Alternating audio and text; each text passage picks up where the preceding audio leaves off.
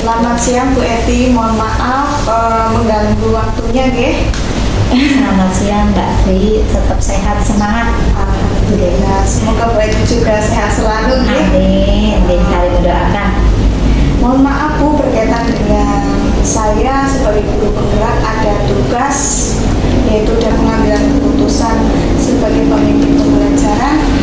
Saya ada beberapa hal yang ingin saya tanyakan kepada Ibu Eti Sriwahyuni selaku Kepala SMP dari satu Solo, Ibu. Silakan Mbak Tri. Yang pertama Bu, selama ini bagaimana Ibu dapat mengidentifikasi kasus-kasus yang merupakan dilema etika atau rujukan moral Bu?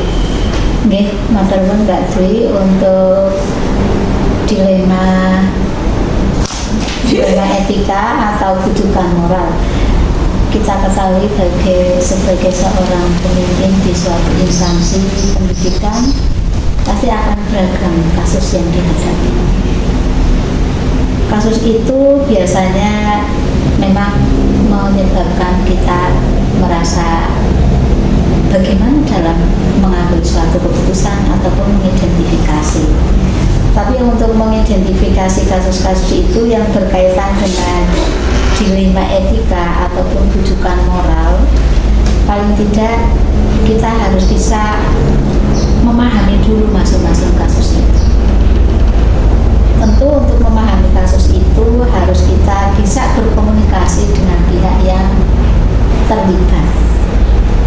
Setelah kita memahami kasus itu, kita akan memetakan apakah kasus itu merupakan kasus yang termasuk dilema etika, di mana dilema etika itu benar vs benar, apakah termasuk rujukan moral, benar vs salah.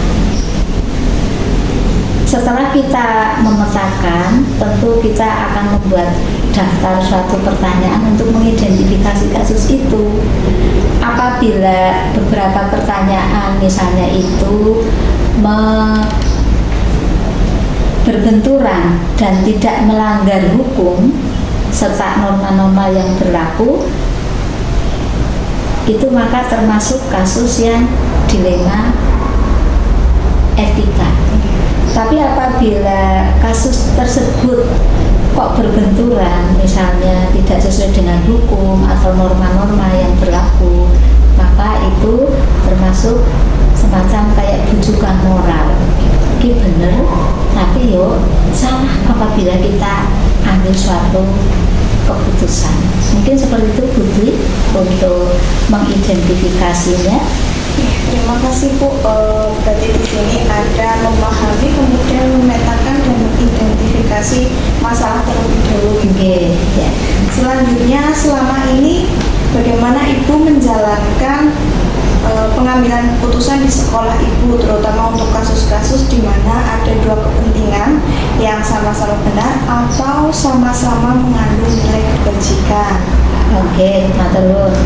Untuk kasus-kasus yang tersebut, misalnya apakah sama-sama benar atau sama-sama mengandung nilai kebajikan, maka akan saya pertimbangkan dulu kedua hal yang sama benar tersebut. Apakah akan membenturkan faktornya, misalnya apa kepada faktor apa, kemudian atau pihak yang mana? Apakah kepentingan perorangan atau banyak orang, mengandung nilai-nilai kebenaran atau kesetiaan, rasa adil atau belas kasihan, atau berdampak untuk saat itu atau seterusnya. Seperti itu Bu Dwi.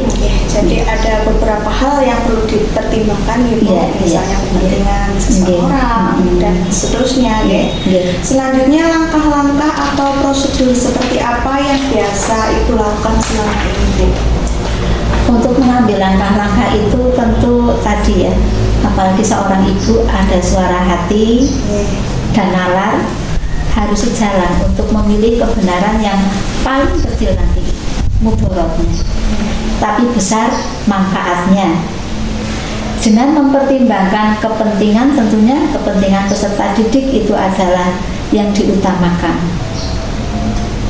Berdasarkan pada prinsip berpikir nanti hasil akhir bagaimana juga berpikir pada peraturan, berpikir pada berbasis rasa peduli.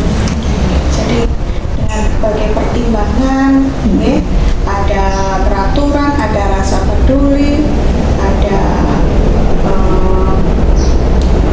Hasilnya nanti bagaimana, itu iya. intinya adalah semua langkah untuk kepentingan murid, ya. Iya, iya. Kemudian hal-hal apa saja yang selama ini Ibu anggap efektif dalam pengambilan keputusan pada kasus-kasus dilema etika, Bu? Ya, untuk kasus-kasus pada dilema etika dalam pengambilan keputusan itu perlu dilakukan dengan menyederhanakan pokok permasalahan dan tentunya dengan membangun kebijaksanaan yang akhirnya nanti apa yang kita ambil keputusan itu tentunya tidak akan merugikan salah satu pihak.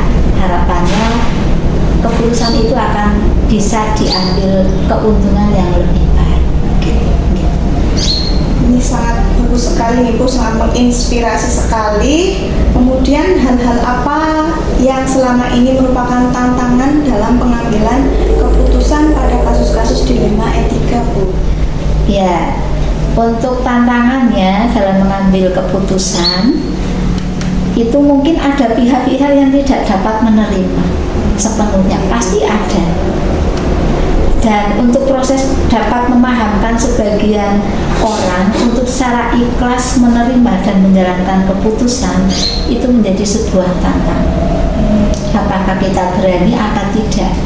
Itulah namanya suatu keputusan yang betul-betul harus kita pikirkan, tapi harapannya nanti apapun keputusan itu bisa diterima dan menjadi lebih baik lagi. Dan semoga orang tersebut bisa menerima ikhlas keputusan tersebut dan kita bisa tetap istiqomah untuk menjalankan tugas itu. Sangat menantang berarti, ya, Bu, Iya. keberterimaan terhadap pihak-pihak tertentu, ya. Kemudian apakah Ibu memiliki sebuah tata cara atau jadwal tertentu dalam sebuah penyelesaian kasus dilema etika?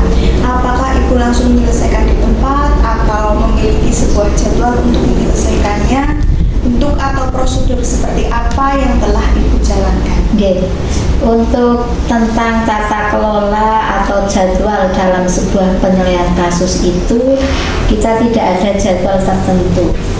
Namun prioritas kasus mana yang perlu diselesaikan secepatnya tergantung dari jenis dan pentingnya kasus tersebut.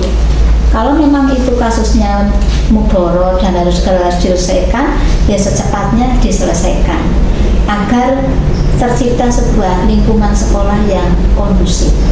Karena apabila dibiarkan mungkin akan semakin menumpuk dan akhirnya akan menjadi bumerang untuk kita sendiri. Mungkin seperti itu, Bu. Jadi penyelesaiannya dari segala permasalahan, dari segala kasus dilema itu yang diutamakan adalah skala prioritas. Iya, betul, skala prioritasnya. Kemudian adakah seseorang atau faktor-faktor apa yang selama ini mempermudah atau membantu Ibu dalam pengambilan keputusan dalam kasus-kasus dilema etika? Oh, ada seseorang atau faktor apa saja, ya? Tentunya untuk faktor-faktor atau yang mempermudah dalam pengambilan keputusan itu tentunya satu halnya itu adanya komunikasi yang sangat baik dengan semua warga sekolah.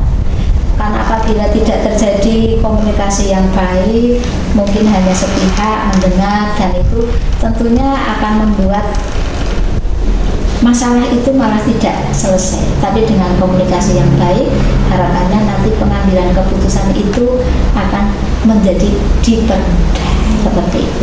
Komunikasi dengan warga sekolah itu iya. Faktor yang penting, Ibu.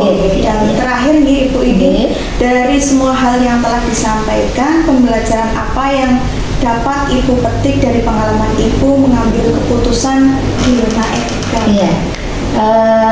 Dalam pembelajaran ini pengalamannya yaitu pertama terutama dalam mengambil sebuah keputusan.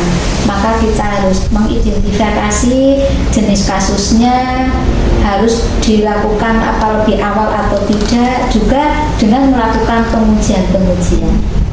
Lalu pengujian benar, lawan benar untuk dapat menentukan paradigma apa yang akan kita pilih, sehingga keputusan bisa diambil sesuai dengan prinsip-prinsip yang tidak merugikan semua siswa warga sekolah. Seperti itu. Berarti ini dari sini sangat terlihat sekali bahwa Ibu dalam pengambilan keputusan sangat memikirkan berbagai prinsip, paradigma, dan langkah-langkah. Oke. Terima kasih Ibu, mungkin itu yang bisa saya pertanyakan. Ada kurang lebihnya saya mohon maaf. Saya sangat terima kasih sekali Ibu karena Ibu sudah rela meluangkan waktu untuk saya untuk berbagi ilmu, berbagi pengalaman. Semoga bermanfaat untuk saya dan berkah selalu untuk Ibu. Amin. Sama-sama Bu Fi, semoga sukses